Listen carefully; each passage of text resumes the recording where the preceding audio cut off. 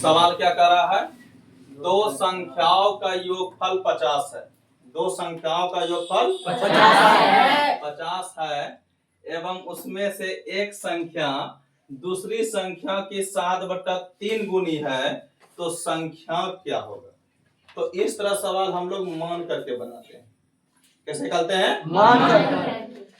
तो यहाँ हल तो पहले मानेंगे, मान लेंगे पहली संख्या क्या मानेंगे? x। क्या मानते हैं? x। माना कि पहली संख्या हमारा x है। पहली संख्या कितना है हमारा? x है। पहली संख्या x है, तो दूसरी संख्या क्या निकल के आएगा? दूसरी संख्या हमारा निकल के आएगा, दूसरी संख्या 50 माइनस x, कि दोनों मिला करके 50 दिया है। अगर एक ठो को मानेंगे x तो दूसरी को क्या मानना पड़ेगा? 50 माइनस। अब सवाल पढ़ो, अब क्या बोल रहा है? एवं उनमें से एक संख्या दूसरी संख्या की 7/3 गुनी है।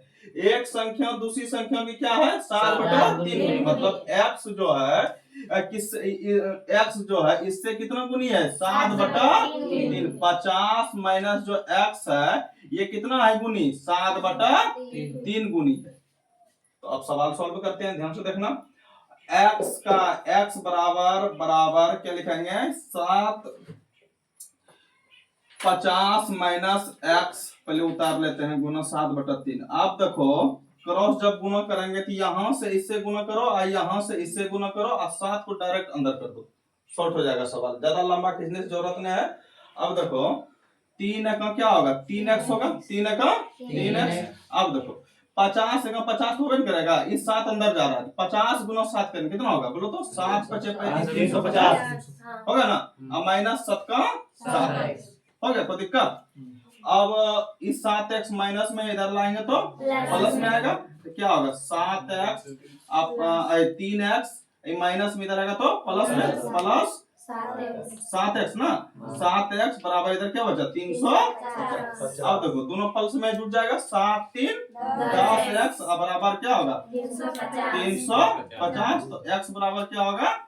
350/10 कटेगा। कितना बार में कटेगा? बोलो 35 बार में कटेगा ना। मतलब x का मान हमारा क्या निकल के आया? 35 आया।